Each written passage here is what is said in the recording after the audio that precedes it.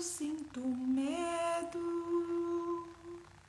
me convidando a mergulhar nas profundezas de meu ser, a mergulhar nas profundezas de meu ser.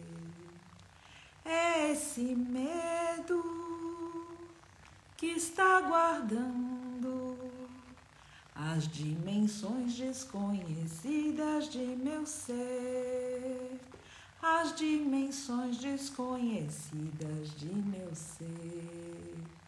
Transformo o medo em confiança e navego rumo à divina herança, louvando o ser que ilumina em sua dança. Om Namah Shivaya. Bom dia. Aqui com esse tema, e enquanto me preparava alguns minutinhos antes para a live, me preparava aqui no ambiente, posicionando, enfim, o que tem que posicionar. O mestre Ravizinho tá ali no cantinho, admirando a paisagem. Enquanto me preparava para isso, pensei também no medo. Um medo que eu acredito que também seja um bom tema para a gente conversar em algum instante. Estou vendo pessoas queridas entrando aqui, muito agradecida por vocês estarem. O medo, eu acredito que seja de fato algo para a gente estudar.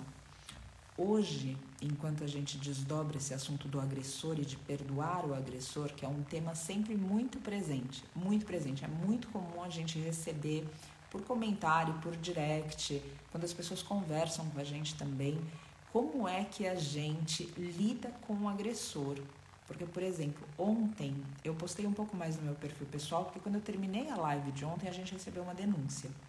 E a denúncia era que naquele momento estava acontecendo o espancamento de um mestre cavalo. O espancamento. Não era um tapa, o que já seria inadmissível. E eu quero colocar aqui também algo que assusta a gente quando a gente recebe. Por exemplo, quando nós veganos, nós olhamos a situação de um mestre animal, a gente pode ter um critério diferente de maus tratos. Eu não estou falando que é certo e errado, eu estou falando de critério. Do que uma pessoa que está habituada a explorar mestres animais. Faz sentido isso? Ou seja, eu estou falando de critério, não estou falando do que é certo e errado. Então, o nosso critério diz que qualquer tipo de exploração, por menor que seja, em aparente justificativa ou não, aquilo é um abuso, ponto.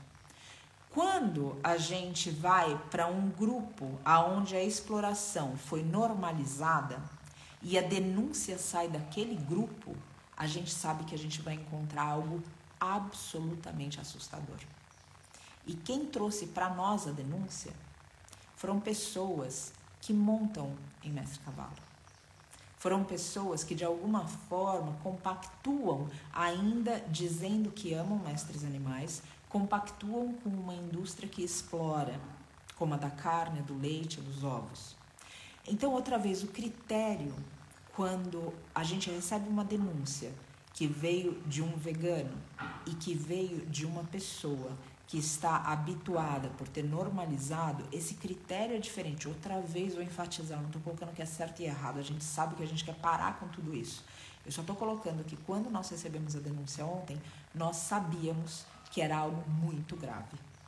Naquele mesmo momento, o Vitor se desloca para a cidade e junto com essas pessoas que apoiam sim o Vale da Rainha, porque veem a missão, embora não compactuem no alinhamento total dessa missão, ou seja, se abstendo de produtos que são vidas transformadas em coisas que justamente geram aquela exploração.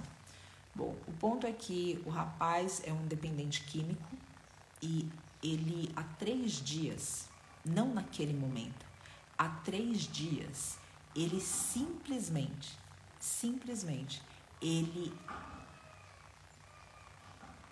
chicoteou, ele usou a espora de tal forma naquele mestre cavalo, e a gente vai postar depois algumas imagens. No meu perfil pessoal tem um pouco, eu acabei, quando eu entrei a live, acabei publicando no Instagram, em collab, o que a gente fez ontem à noite. Ele colocou a espora tão forte para o mestre cavalo empinar, que ele não colocou só na barriga, ele colocou no pescoço dele. E ele rasgou o pescoço do mestre cavalo em um corte que é maior do que o tamanho de uma mão, não é um corte, enfim, e qualquer corte seria horrível, mas o que eu estou colocando aqui é só a dimensão do que esse ser viveu em 3 dias. A ponto de, no primeiro dia, no segundo dia, no terceiro dia, então, as pessoas que começaram a ver que aquilo se repetia e não ia parar, resolveram tomar uma atitude e chamaram a polícia. E aí a gente entra num outro lugar também que é muito interessante. A gente fala da educação e da conscientização, e muitas vezes a gente esquece que a gente precisa conscientizar também o poder público. Não é só uma conscientização da gente como consumidor de produtos e que então nós entendemos que precisamos nos abster. Existe uma cultura que vai silenciosamente colocando as garras em todas as áreas da nossa vida. E aí então quando a polícia chega, a polícia diz o quê? Que o dono daquele mestre cavalo... Bom, o que acontece é que nesse momento, ainda hoje, porque o Vitor conseguiu chegar ontem com o mestre cavalo, e o Vitor agora, com a nossa equipe voluntária de veterinários, junto com a equipe de veterinários do Vale da Rainha, nós estamos preparando o documento para levar até a polícia atestando os maus tratos. Porque houve ontem um embate com a polícia, porque o mestre cavalo é propriedade do sujeito. Inclusive o sujeito, enquanto batia, esfolava, colocava o chicote, a espora, o grito, a humilhação nesse ser. E as pessoas pediam para ele parar, ele dizia, o mestre cavalo, ele dizia, o cavalo é meu e eu faço com ele o que eu quiser. Imaginem só o senso que a gente perdeu, o abuso que a gente alcançou, a ponto da gente dizer, se é meu, eu faço o que eu quiser. E imagina só a gente pensando também, e aqui eu vou devagar, não é uma acusação, eu estou divagando, mas como que esse sujeito pensa, será porque é a mãe dele, ou porque é a esposa dele, ou a filha dele, ou o companheiro dele, não importa. Ou seja, mas a partir da hora que é nosso, que é meu, então justifica eu fazer o que eu sinto vontade? Ou seja, até quando esse egoísmo vai comandar a nossa vida num lugar de superioridade a ponto da gente subjugar quem está com a gente, especialmente quem a gente julga mais fraco? Então, isso foi muito difícil na hora, porque justamente quando chegou a polícia, eu falei, ainda chegou a polícia. E aí, quando chega a polícia, o que acontece nesse momento da gente justamente olhar o ser ali e ter que explicar para a polícia que aquilo era uma situação de maus tratos? Então, a educação, de novo, ela precisa acontecer em vários âmbitos. E para ela acontecer, existe algo também que eu acredito que seja o tema de alguma outra meditação guiada, que é paciência. A gente precisa de uma paciência invencível. E essa paciência é justamente para que a gente tenha o cuidado de realmente falar, se posicionar, dialogar, visando o que a gente de fato almeja, que é o quê? Um mundo de paz. E se a gente perde essa paisagem desse mundo de paz, a gente começa a agir simplesmente. A gente já falou sobre isso em alguma live. A gente não responde do nosso centro. A gente reage na mesma energia que a gente está recebendo. E aí, é ladeira abaixo, sem freio. Então, é muito... Sabe, a vida realmente, ela exige da gente mais do que a gente está preparado para entregar. Eu sinto isso. Só que ela também oferece isso como oportunidade para a gente crescer. Então, eu gostaria que quando a gente entra em contato com todas essas histórias, a gente vasculhe dentro da gente, vasculhe realmente o que é que a gente sente. Porque a gente pode estar, ou seja, a situação aconteceu, houve o espancamento de um mestre cavalo por 3 dias. A primeira pergunta que surge na nossa cabeça, no nosso coração, que emerge do nosso coração, porque aqui se pensa o que aqui se sente. Então, olha só, o que é que a gente sente? A gente diz, eu quero matar a pessoa que fez isso. Ou a gente pensa, o que será que vai acontecer com o mestre cavalo? O mestre cavalo precisa de ajuda? O Vitor está em segurança? Ou seja, o que é que vem primeiro? O que é, qual é? E isso precisa ser vasculhado, porque se a gente não presta atenção, a gente começa a agredir tanto quanto aqueles que a gente julga por estarem agredindo. E aí a gente entra em uma hipocrisia, a gente entra num desalinhamento, a gente entra em uma incongruência, porque a gente defende que é contra a agressão. E como a gente defende isso? Agredindo. Não é um baita paradoxo? Ou seja, eu defendo o que eu não quero justamente fazendo igual ao que eu condeno. E aí qual é o resultado disso? Que automaticamente nós teremos situações posteriores de mais abuso. Porque aquele ser vai se sentir injustiçado, vai se sentir vitimizado, vai ter o direito dele de resposta, a gente já não vai estar num lugar de centramento, e aqui ontem eu citei também a respeito de Arthur Schopenhauer, que eu gosto bastante, da gente colocar qualquer resposta, se a gente não sentir que está no nosso centro, a gente verdadeiramente fazer o quê? Esperar 48 horas. Eu já vi outros filósofos indicando isso para os discípulos. Espera 48 horas para responder, espera 2 dias, dorme 2 dias, 2 noites, toca a tua vida por 2 dias e aí volta e responde. Porque a gente responder no calor das emoções, a gente é guiado exatamente na mesma energia do que foi colocado. E a gente precisa entender que é aquela energia que necessita ser transcendida. Então, embora a justificativa ali possa ser porque existe uma ignorância e egoísmo, e a justificativa aqui possa ser por causa da violência, mas eu não consigo justificar violência com mais violência. Eu não consigo justificar ódio com mais ódio. Eu não consigo justificar que eu sinto raiva simplesmente porque a raiva existe ali num outro lugar. Ou seja, dessa forma a gente normaliza agressões, a gente normaliza a violência. E isso, outra vez, é o estudo fino que cada um precisa se dedicar dentro. Porque sem esse olhar interior, a gente tende a olhar o mundo sem perceber que, na verdade, quem a gente está vendo no mundo é quem a gente é. Ou seja, essa raiva que a gente não tratou, esse ódio que a gente não tratou, essa frustração que a gente sente de não viver no mundo que a gente almeja e silenciosa e honestamente falar para nós que a gente não vive nesse mundo porque a gente mesmo não cria esse mundo.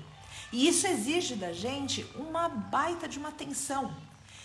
Dizem, e aqui vou trazer, ou seja, dessa filosofia oriental, que é o que me guia dentro dessas situações, é onde realmente eu vou procurando algum tipo de luz para iluminar essas ações, iluminar o pensamento, é dito que nessa fase que nós estamos vivendo, nesse momento planetário, eles chamam esse momento de Kali Yuga. Eles dizem que nesse instante, se a gente pensa algo ruim, algo ligado a egoísmo, a ignorância, como a vingança, por exemplo, a agressão, mas a gente não coloca isso em ação, a gente consegue refrear no pensamento, ou seja, eu tenho vontade de ir lá e fazer ele passar a mesma coisa para ele aprender como dói. E eu tenho esse pensamento e eu consigo me conter e respirar e falar um mantra e cantar, e ir para a montanha e fazer jejum, que quer que seja aí. Eu consigo olhar e simplesmente me abster daquilo e cuidar da vítima. Dentro dessas escrituras, dentro dessa orientação do Oriente, eles dizem que em Kali Yuga, o que a gente pensa de ruim, de baixo, e ainda assim não executa, então isso não incorre em karma negativo, porque a gente conseguiu refrear num momento onde tudo pulsa muito forte, justamente para lugares baixos. Eu acredito que cada um possa se relacionar com isso de alguma forma. Se a gente olhar as notícias, se a gente olhar... Não precisa olhar um tema específico de notícias, basta que a gente ligue a televisão em algum instante, onde algum telejornal está sendo transmitido. E eu tenho certeza que cada um pode se vasculhar em muitos lugares que outra vez a gente vai perceber essa raiva, esse ódio, mas também vai notar que o momento planetário É um momento que, se a gente não se cuidar, que se a gente não se estudar, que se a gente não se olhar, a gente vai simplesmente propagar o mesmo ciclo de destruição. Só que a gente vai justificar o nosso ódio em cima do quê? Da justiça. A gente vai justificar a nossa raiva em cima do quê? De estar fazendo do altruísmo, de salvar o outro. Agora, ódio é sempre ódio. Raiva é sempre raiva. Então a gente precisa tomar muito cuidado, porque outra vez, esse mundo que a gente quer ver, ele só vai de verdade acontecer se a gente der passagem para ele. E a primeira passagem é dentro, é no nosso coração. E aí a gente entra propriamente dito no tema dessa meditação guiada, que é o quê? Como é, em nome da deusa, em nome dos orixás, dos santos, dos deuses, da mãe natureza, de quem cada um acredita, como é que vai ser possível perdoar um sujeito que faz algo assim? Como é que a gente vai manter a calma? Como é que a gente vai sustentar um diálogo? Como que é que, inclusive sofrendo ameaças, a gente vai olhar e... Então, ou seja, tem sempre algo que a gente outra vez pode se espelhar no Oriente, em grandes mestres, filósofos, mesmo fora do Oriente, ao longo dos séculos, a gente teve figuras na história. Figuras que conseguiram transcender a raiva, que conseguiram transcender o ódio. Figuras que deram exemplos de um comportamento diferente, embasado e pautado no amor, na compaixão, na consciência. E a gente precisa, de alguma maneira, receber esses ensinamentos e transformá-los não só em algo teórico, intelectualizado, mas algo que demanda a nossa ação cotidiana. E aí vem algo que a gente sempre comenta muito, que cala no meu coração, que o que é? Hoje, no mundo de hoje, nós temos situações e situações que podemos praticar. Praticar o quê? Deixar de sentir a raiva pelo agressor, ter paciência com quem agride. Hoje, as situações para isso, as pessoas para isso, os candidatos para isso estão em todos os lugares. Porque o nível de injustiça que estamos vivendo hoje, não só com mestres animais, mas com pessoas, com o meio ambiente, para onde a gente olha, a gente vê. Então, existe muita oportunidade para a gente olhar para isso com atenção e falar, aqui existe algo que, basicamente, a pergunta para nós é, aqui eu posso subir ou eu posso descer dentro de mim? E quem vai determinar isso é só cada um de nós. Não é o outro e definitivamente não é a situação. Porque eu já vi, tenho certeza que vocês também, situações adversas na vida que pessoas respondem, às vezes de maneira antagônica, ao mesmo fato. Ou seja, o fato não determina a reação. O que determina a resposta é o que a gente tem dentro. E quanto mais a gente vai, de alguma maneira, se comprometendo com os lugares mais elevados que nós temos e que buscamos e que aprendemos, quanto mais comprometimento, mais então existe uma força tranquilizante que vai acontecendo. Então, realmente, ou seja, é muito importante que a gente perceba, a gente não vai parar a agressão se tornando um novo agressor. Quando é que essa agressão termina? Quando o agressor é regenerado. E quando esse agressor se manifesta na nossa vida, provocando o nosso ódio, nós temos a oportunidade de regenerar dois agressores. O outro e nós mesmos. E aí é a hora que a vida fica muito bonita. Aí é a hora que a gente olha e tem um senso de... tem algo maior. Uma presença que abraça. Como se fosse uma mãe divina, silenciosa, que sussurra quando a gente percebe isso. Sussurra no nosso coração. Filha, cresce. Filho, cresce. E aí aquele agressor que está à frente... ele vai perdendo a força dele. E essa mesma mãe divina que eu citei, ela pode ser de alguma forma interiorizada por nós. Vamos pensar como que uma mãe age. E quem é mãe aqui sabe disso. Eu não sou mãe, eu me espelho nas mães divinas. Como que essas mães divinas, como toda mãe que é divina, reage na educação de um filho? Ela desiste? Ou seja, quando o filho não sei, o filho chega da escolinha e fala, mãe, olha o livro que eu trouxe da escola. E a mãe fala, filho, mas quem te deu esse livro? Ah, não me deram, mãe, eu peguei. Mas pegou aonde, filho? Ah, eu peguei, tava ali na biblioteca, sei lá onde fica, tava ali, era da professora, era do meu amiguinho, ele não viu, eu trouxe. E aí a gente olha e fala o quê? Se colocando no papel da mãe dessa criança. A gente olha para a criança, pega o livro e bate na criança com o livro, a gente tranca a criança num lugar, ou a gente explica para a criança que não é daquela forma, que o livro tem um dono e que não se pode pegar coisas dos outros dessa maneira, ainda que sem a intenção de ter roubado.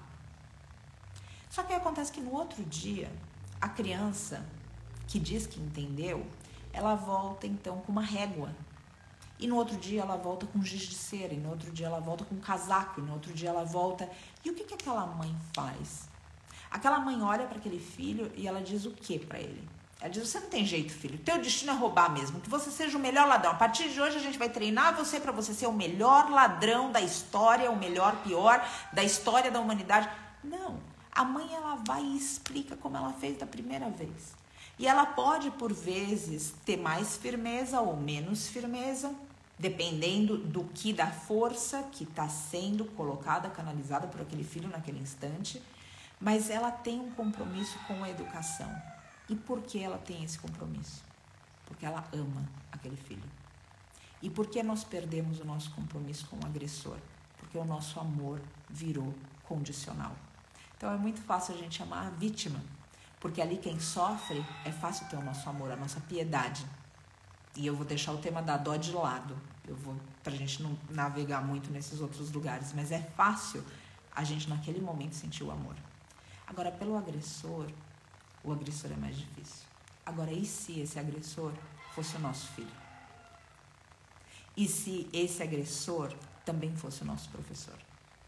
E se esse agressor, dentro da cultura, dentro da vida, dentro de tudo que ele viveu, pudesse justificar, explicar a razão que ele se comporta daquela maneira?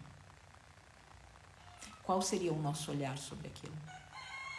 Nunca seria algo dármico, algo reto, algo certo.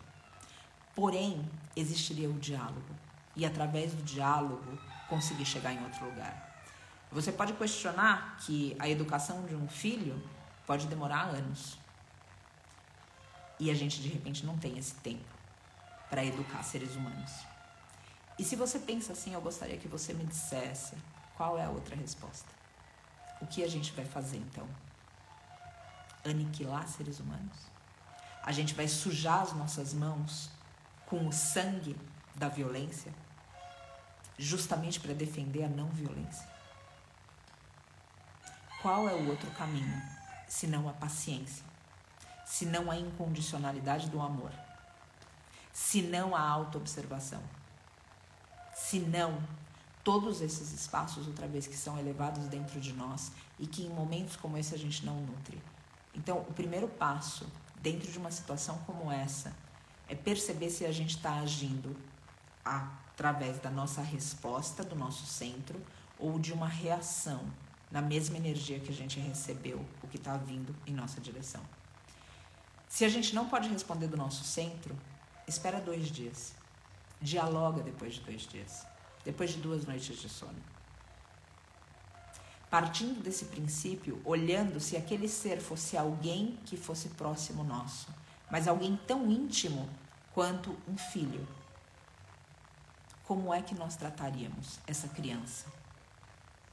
E a partir da hora que tudo aquilo aparece e reverbera, o quanto daquele que aparentemente nós estamos em uma condição de ensinar, uma consciência que aquele ser não tem, o quanto aquele ser, na verdade, está ensinando para nós aspectos que ainda não conhecemos, não sabemos e não lidamos de nós mesmos. Se a gente conseguir invocar tudo isso em nós, e outra vez, é tão forte no momento que as emoções tomam conta. Porque a gente se move nesse instante pelo passional. E aonde a paixão impera, ela vem em picos, ela vem com euforia. E, de alguma maneira, dominar essa euforia é um trabalho que não acontece naquele momento. É um trabalho que cada um vai ter que se dedicar todos os dias. Então, a gente perdoar aquele agressor não é algo que vai acontecer de hoje para amanhã ou em um único momento, se não tiver tido um trabalho anterior. Essa natureza não dá saltos. E como que é esse trabalho anterior? O quanto que a gente cultiva em nós diariamente a paz, o perdão, a compaixão, a sabedoria, o entendimento. O quanto a gente faz isso. E aí aqui, sobre perdoar o agressor, eu vou trazer, na verdade, o ensinamento que eu acredito que é dos mais profundos que eu já tive acesso, que é o ensinamento do mestre animal. Porque quando a gente fala até mesmo dos mestres no Oriente, e eles falam a respeito da agressão, muitas vezes a gente se identifica, ou seja, como tudo isso é até muito bonito, filosoficamente, mas por vezes eles mesmos não sofreram. Quando a gente fala do Tibete, da invasão da China no Tibete, e a gente fala a respeito desses monges, e a gente tem acesso, o Dalai Lama fala muito a respeito disso, a gente consegue ver pessoas que foram agredidas e que prevaleceram no amor. Mas outra vez, comumente na história, a gente vê filosoficamente algo muito bonito, mas não necessariamente algo que aquelas pessoas viveram. E aí, eu trago aqui especialmente o mestre animal. Estou fazendo assim porque tem uma mestra gatinha no meu colo. Qual é o ensinamento deles? Eles absolutamente perdoam. Agora, olha só que curioso. Muitas vezes a gente olha o perdão e isso, observando eles, me vem como entendimento que eu agradeço cada um deles muito profundamente. Pelo seguinte, a gente muitas vezes pensa no perdão e fala, eu não vou dar o perdão pro outro porque o outro precisa saber que não tem o meu perdão para ele entender o que ele me fez. E é como se a gente amarrasse um nó bem forte, um nó cego. E ao mesmo tempo que a gente prende o outro dentro do que ele fez, essa é uma mentalidade, a gente também se prende ao outro. Então, nesse cárcere, não tá só o outro, tá a gente também. Então, se a gente quer se libertar, se a gente ainda não consegue fazer pelo outro, que a gente encontre o perdão pela autocompaixão. Porque nós, cada um de nós, incluindo mestres animais, cada um de nós merece seguir em frente. E é muito difícil seguir quando a gente amarra, quando os nossos nós foram feitos de maneira tão forte, pesada e intensa, que a gente pensa que está prendendo o outro ao que ele fez para nós, quando na verdade nós estamos nos amarrando a esse ser. Ele pode não ir, mas nós também não vamos. Então, se ainda não for possível entregar para o outro perdão, entrega para você, por você. E isso o mestre animal faz.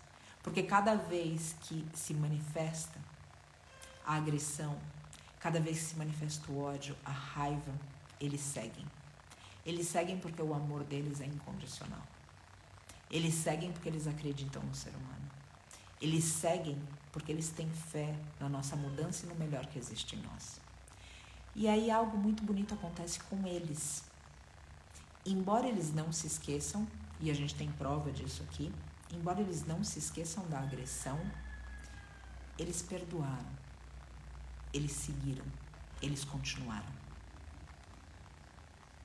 Tem um monge tibetano que ele diz que a gente precisa atingir a mente de um mestre animal. Um mestre animal que, por exemplo, está em algum lugar do mundo, um mestre de uma silvestre, e chega um mestre leão, e aquele mestre silvestre consegue se salvar do ataque de um mestre leão. Aquele mestre animal, ele não vai fazer um motim para que não se esteja mais naquele local, proteger as crianças, direcionar as crianças para outro lugar, colocar que aquele ser é muito perigoso. Ele vai entender que aquela é a natureza daquele ser. E depois daquilo, ele simplesmente volta a pastar. A gente não. A gente desenvolve trauma. A gente mantém aquele pensamento. A gente nutre raiva, ódio.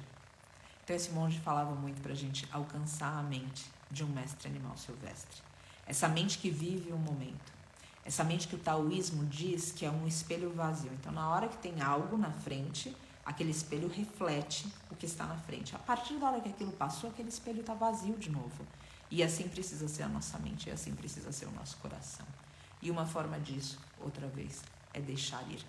Eu tenho certeza que a gente se identifica muito com o agressor do mestre animal, porque a gente também se projeta como vítima no mestre animal.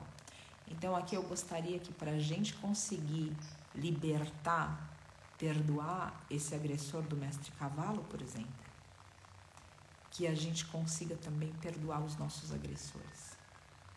E essa é uma baita lição de casa.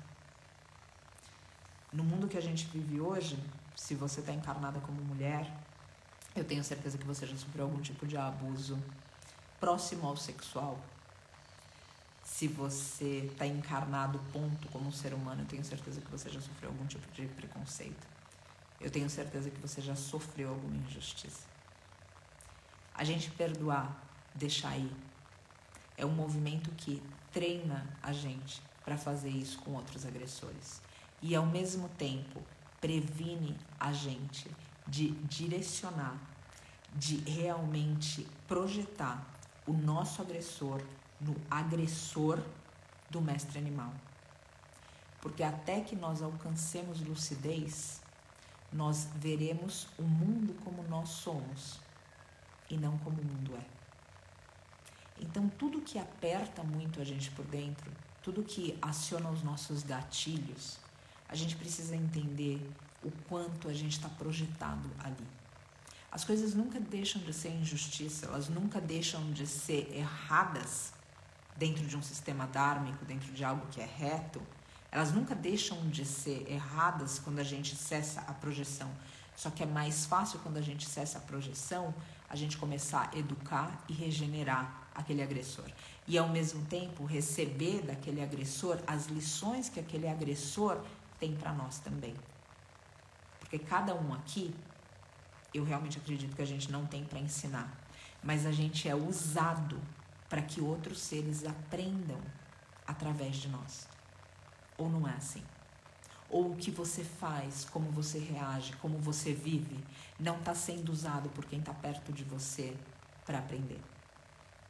Não é um aprendizado para quem está perto. E quem vive com você, não de alguma forma ensina da mesma maneira? Mesmo quem nasce não ensina? E aquele ser recém-nascido, aquele ser disse alguma palavra, escreveu em alguma lousa, colocou em uma cartilha, e aquele ser que nasceu ensinou tanto no momento que ele veio ao mundo. E as passagens. E ali houve a pretensão do ser ensinar? Não necessariamente. Houve simplesmente a vida costurando os nossos destinos para que a gente possa aprender e ser usado para ensinar. E por que eu estou colocando isso? Para quando a gente se deparar com um agressor, a gente ser bem humildezinho, bem humilde. Porque a gente ainda não é consciente de tudo. E a gente ainda agride, a gente ainda é violento, a gente ainda é egoísta, a gente ainda é inconsciente, a gente ainda é ignorante. E quando a gente lembra desse espaço sagrado, imaculado no nosso coração, da humildade, então a gente já não tem mais o julgamento pelo outro. E a gente consegue se conectar no outro de uma maneira que, outra vez, eu não tenho nada para te ensinar. Mas, de repente, como você está sendo usado para me ensinar, de repente, eu também posso ser usada para ensinar alguma coisa para você. Então, esse espaço da humildade, a gente ter ele sempre também neutraliza esse papel do agressor. Neutraliza essas emoções que nós sentimos e que nós responsabilizamos o outro. Dizemos que o outro é responsável pela raiva que a gente sente. Dizemos que o outro é responsável pela decepção que a gente sente. Que o outro é responsável pela nossa felicidade. E isso é muito injusto, inclusive em relações amorosas. A gente colocar a nossa felicidade para o outro fazer a gente feliz. Não é uma baita injustiça com o outro isso? O outro vai ser responsável por fazer a gente feliz? E aí acontece algo muito interessante. O que faz a gente feliz também faz a gente triste. Quem faz a gente feliz também faz a gente triste, porque o poder foi dado. Então a gente precisa aprender que essa felicidade, ela não pode estar conectada às coisas do mundo. Ela precisa ser transformada em um contentamento, uma alegria serena, que a despeito dos desafios da vida, se mantém. E é isso que eu gostaria que a gente cultivasse em nós. Algo que o mundo não toca e algo que a gente oferece para o mundo. Então, da mesma maneira que eu não deixo penetrar em mim, e aqui a gente invoca a razão, que é a flor de lótus. Quando a gente vê as deidades no Oriente, elas estão sempre em cima da flor de lótus. Quando a gente pensa no Tibete, tem um mantra bastante conhecido, Om Mani Padme Hum, Om Mani Padme Hum. Quando a gente pensa nesses... Por que a flor de lótus? Porque a flor de lótus, ela nasce no lodo. E mesmo assim ela exala perfume. Ou seja, o lodo não consome a flor de lótus. A flor de lótus, ela nunca deixa de ser a flor que ela é. Ela nunca deixa de exalar o perfume dela. Então, ela, em vez de ser penetrada pelo lodo, ela oferece para o ambiente o que ela tem de melhor. E aí tem um outro mestre tibetano que fala algo divertido dentro desse contexto, que ele diz, se não tiver lama, não tem flor de lótus. Então, a gente, de novo, entender como tudo isso vai costurando lugares tão importantes nossos, que acabam sendo escola, uma escola para o nosso espírito. Porque ontem aquele mestre cavalinho aprendeu, ontem aquele ser aprendeu, ontem nós aprendemos também, hoje estamos aprendendo. Agora, de alguma forma, estamos ensinando, não, estamos sendo usados para ensinar, cada um de nós. Então, outra vez, humildade e olhar para dentro. A gente não justifica a agressão que o outro sente, agredindo. A gente não justifica o ódio que existe no mundo odiando. Não é assim que a gente vai mudar. Essa mudança precisa acontecer no nosso interior. A raiva, a gente lidar com ela da perspectiva de alguém que está à nossa frente, tentando ensinar para nós um pouco mais de paciência, pode neutralizar os efeitos. Enquanto tudo isso não for olhado, a gente vai estar incessantemente resgatando vítimas espancadas. E a gente pode olhar e dizer, que tristeza que o ser humano chegou. Agora, se a gente verdadeiramente se olhar, quantas vezes cada um de nós não espancou outros seres, às vezes com palavras, às vezes com ações, como a rejeição, por exemplo. Quantas vezes a gente não se espancou em pensamento? Quantas vezes a gente verdadeiramente não foi sincero? E aí, quando a gente entende que o inimigo que o outro luta e perde, no caso da raiva, da ignorância, do egoísmo, é o mesmo inimigo que a gente luta, eu começo a ter um respeito por aquele guerreiro. Porque eu sei que ele está suscetível às mesmas forças que eu também luto. E eu sei o quanto aquelas forças demandam de mim para que eu não caia. Ou para que, se eu cair, quando eu caio, para que eu me levante, para que eu aprenda. E isso, de novo, neutraliza o espaço que aquele agressor é simplesmente um agressor, que é simplesmente alguém ruim, um bandido. Neutraliza aquele espaço, porque outra vez ele está suscetível às mesmas forças que, se eu não tomar cuidado, eu também me deixo dominar. Como já me deixei, como já caí, como caio. Aí outra vez, é como se a gente rasgasse um véu e visse através. E vendo através, o coração fica mais leve. E aí, gente, dentro desse tópico, e aqui a gente já vai começando a ir adiante para a meditação guiada, eu também quero trazer aqui dos mestres animais, desse perdão deles que eles oferecem. Eles têm a memória do que aconteceu, mas eles escolhem acreditar. E por que isso é importante? Quando a gente fala sobre regenerar o agressor, imagina que a gente estivesse falando com alguém que a gente não acredita muito que a pessoa está ouvindo a gente. Pensa como é a nossa atitude. Agora pensa em alguém que você está falando e você sabe que está te escutando. Qual é a tua atitude? É diferente, certo? Agora como é que a gente vigia a nossa atitude para de fato fazer um trabalho de conscientização ou se dispor como veículo de uma nova consciência? Como é que a gente faz isso se a gente não acredita que o ser humano pode mudar? Que o agressor pode se regenerar? Você concorda que a nossa ação, a nossa fala, ela vai ser vazia, ela vai carecer de força? Agora, quando a gente acredita que o ser humano pode mudar, quando a gente acredita que de fato existem faíscas acontecendo o tempo inteiro no coração do ser humano e que a gente nunca pode julgar porque a gente não sabe a história daquela alma. Quando a gente fala desse lugar onde de fato existe fé, não é transcendente o que vem através de nós? Então eu quero trazer isso aqui porque eles ensinam isso. Eles ensinam esse lugar de fé, de acreditar.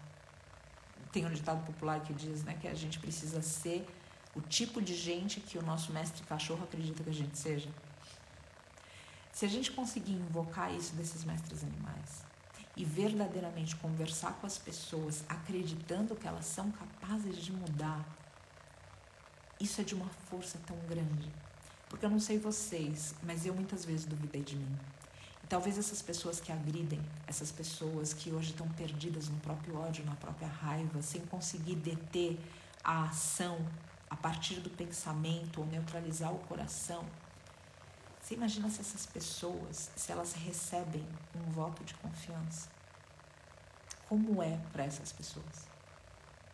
Porque muitas vezes não tem ninguém que acredita nessas pessoas e elas mesmas já não encontram um caminho.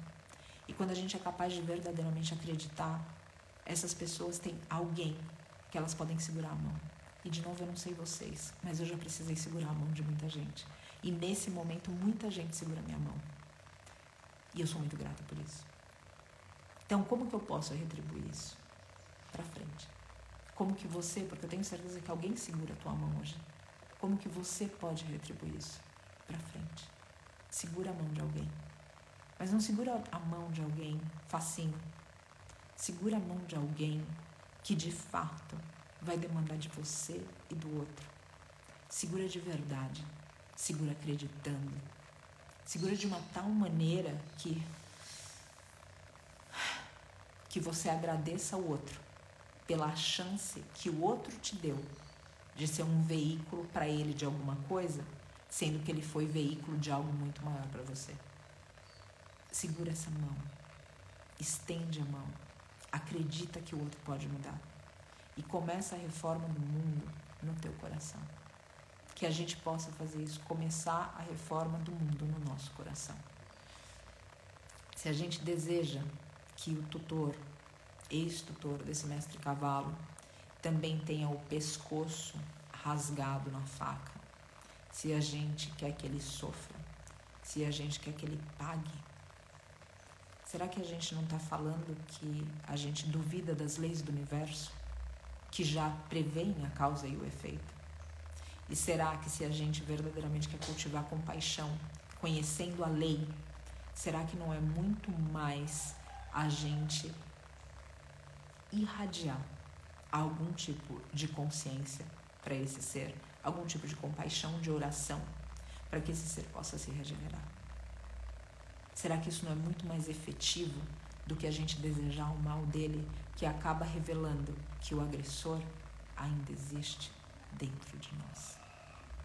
E porque nós não o vemos dentro, nós precisamos projetá-lo fora, revelando então para a nossa consciência que o real inimigo é interior, mas os aliados, o grupo de apoio desse inimigo está no exterior.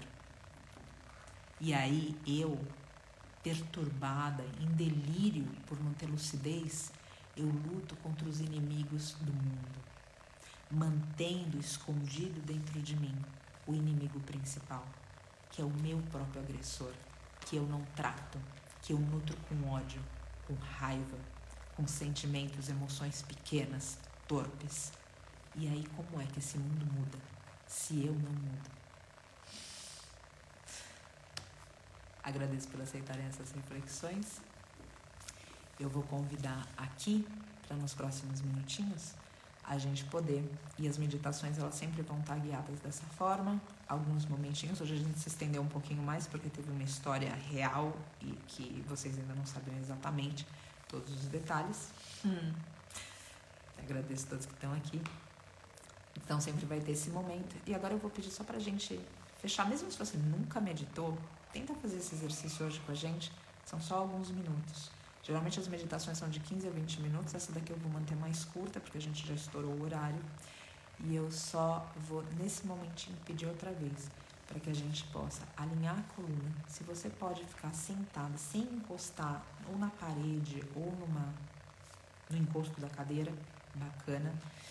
Se você puder sentar com pernas cruzadas, ótimo. Se você senta em lótus, parabéns para você. Se você está na cadeira com os pés para baixo, tá tudo bem também. Aí eu vou pedir para você, nesse espaço que a gente trafegou hoje dentro da gente, fechar os teus olhos. E com os olhos fechados, olhar para o centro entre as tuas sobrancelhas. Com os olhos fechados, só direcionar o teu olhar para o terceiro olho. E nisso, aqui nesse instante, a gente fazer um pedido muito sincero para o nosso coração, para que a gente possa enxergar o que a gente ainda não vê. E à medida que a gente vai colocando essa intenção no nosso coração, para que a gente veja o que a gente ainda não enxerga, como o amor incondicional, a compaixão, o entendimento, a compreensão. Que a gente possa focar a nossa respiração em movimentos, um movimento de inspiração completo e sem trancos, e outro movimento de expiração também completo e sem tranco. E percebendo um prolongamento natural, tanto para inspirar quanto para expirar. E esse prolongamento na inspiração e na expiração, causando efeitos sobre a qualidade da mente, que começa a espaçar pensamentos. Respira, inspirando profundo. Respira, expirando completamente.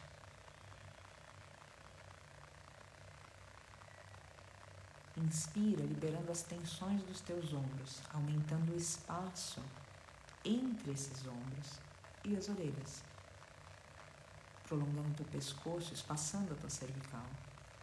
E continua os teus ciclos de respiração, seja na expiração, na inspiração, mantendo o centro do teu corpo firme, a tua coluna ereta, os teus olhos fechados e o olhar apontando para o terceiro olho. Respira profundamente e sente que existe perto de nós uma presença que por vezes não se pode notar sem que se coloque atenção.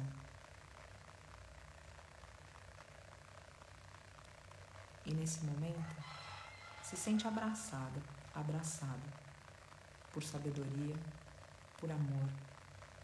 Um amor incondicional. Um amor que por vezes é firme. Se sente abraçado por uma consciência maior. E respirando com tranquilidade, expandindo a tua caixa torácica, visualiza com teu olhar interno as portas do teu coração e os porões do teu coração se abrindo. Navega no teu coração, encontrando os espaços que foram fechados por falta de perdão, por julgamento, por tristeza, decepção, frustração, ódio. Seres que se conhecem, seres que não se conhecem, trancados nesses porões. E percebe que os seres trancados nesses porões no teu coração também trancam o teu próprio coração, fazendo com que ele não se disponibilize totalmente. E com essas portas, essas janelas abertas,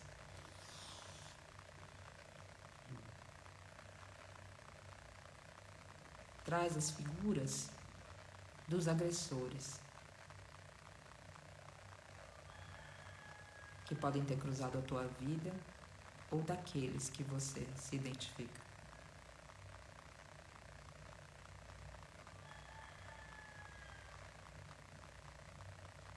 E com a figura deles no teu coração e com toda a conversa que aqui foi colocada, olha nos olhos desse ser, desses seres, olha para essas situações, cada uma dessas situações, e fala com a tua voz interior. Você já pode ir. E liberta o teu agressor. E libertando esse agressor, liberta o agressor que você poderia ser se invocasse vingança, sem confiar que a justiça é divina.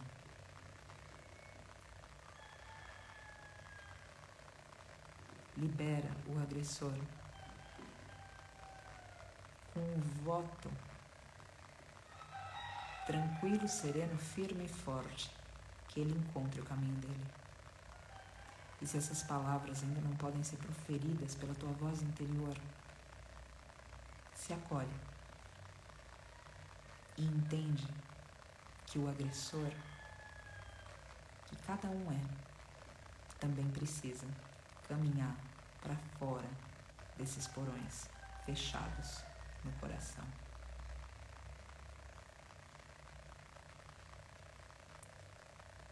Cada vez que o agressor externo não é liberado, ele revela que o agressor interno ainda resiste. Deixa, portanto, que o agressor externo se vá. Deixa, portanto, que o agressor interno, que justificaria violência e agressões no agressor que um dia cruzou a vida de cada um, deixa que tudo isso se dissipe. Sopra como poeira de estrelas o teu coração e deixa que a ventania de um amor sereno penetre você, de uma compaixão que é destemida, que abraça inclusive o agressor. Deixa que essa ventania sopre todos esses espaços do teu coração e esses seres que por aí transitam. E esse sopro vem através da tua respiração, constante, firme, completa, profunda.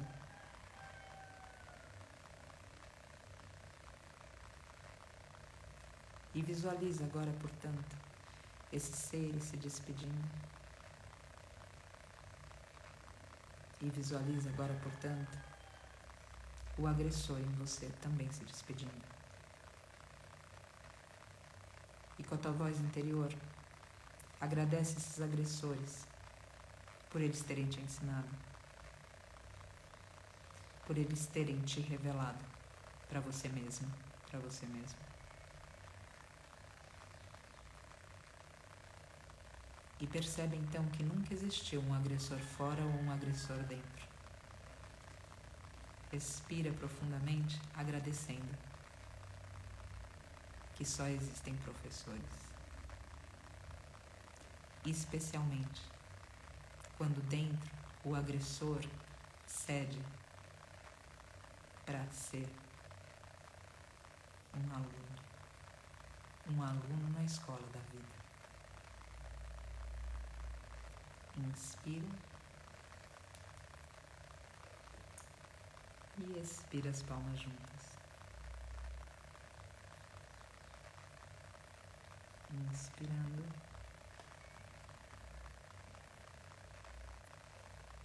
Om Mani Padme Hum. Om Mani Padme Hum. Om Mani Padme Hum. Om Mani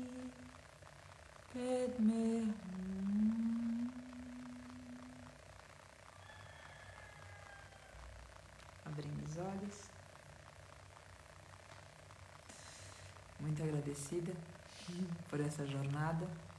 Espero que de alguma forma o coração esteja mais leve e que a gente possa continuar nessa trajetória que é tão bonita, tão forte, tão intensa, que é estar vivo nessa terra, ser aluno de cada ser que se apresenta e entender que algo é ensinado através deles e que cada vez que a gente aprende, cada vez que a gente se elabora um pouco mais, a gente consegue contribuir para outros seres, para a alegria deles, para o amor deles. Muito, muito agradecido. Coloco aqui que eu vou colocar, acho que o medo é um outro tópico para a gente falar. Tem também rejeição e tem também morte que foram pedidos. E amanhã a gente tem no grupo de meditação fechada, o link está na bio, uma meditação a respeito do entusiasmo, já que a gente está no começo do ano e o entusiasmo, ele vem, a gente precisa falar um pouquinho a respeito disso para cultivar o entusiasmo e também manter a firmeza do que a gente se propôs nesse novo ano, mesmo quando o entusiasmo não estiver presente. Então eu convido cada um de vocês, mas lembro sempre, se você não puder fazer parte do grupo fechado de meditação, é um compromisso que eu tenho, porque os meus professores sempre deixaram as portas abertas para mim. E aqui agradeço também a própria Jetsuma. E me emociono cada vez que falo, porque muitas dessas palavras vêm pelos ensinamentos que ela me deixou e me deixa. E esse ano eu tenho fé que eu vou encontrá-la de novo. E eu nunca tive portas fechadas. E como eu coloquei aqui, eu não posso agradecer esses professores, eles já têm. Eu só consigo agradecer para frente. Então, uma forma de eu honrar tudo que eu recebi é justamente compartilhar o que eles me deram. Que vocês possam não simplesmente receber essas palavras, mas pesquisar, estudar a respeito desses professores, da Jetsuma, desses mestres, desses lamas tibetanos, da sabedoria do Oriente. Todos esses seres estão por nós. Então, de novo, se você pode fazer parte desse grupo fechado, você é bem-vindo, é uma forma de contribuir para o Vale da Rainha. E se você não pode, nós estaremos aqui fazendo também essas meditações, essas reflexões esporadicamente, para que você também tenha acesso.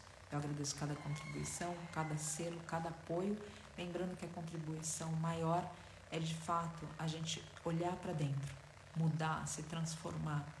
Não ter pressa para que isso aconteça do dia para a noite. Entender que é urgente, mas não sair fazendo com pressa. Tem algo diferente entre uma noção e a outra noção. Não deixar de caminhar. Caminha e lembra sempre que você não caminha sozinho. A gente está aqui.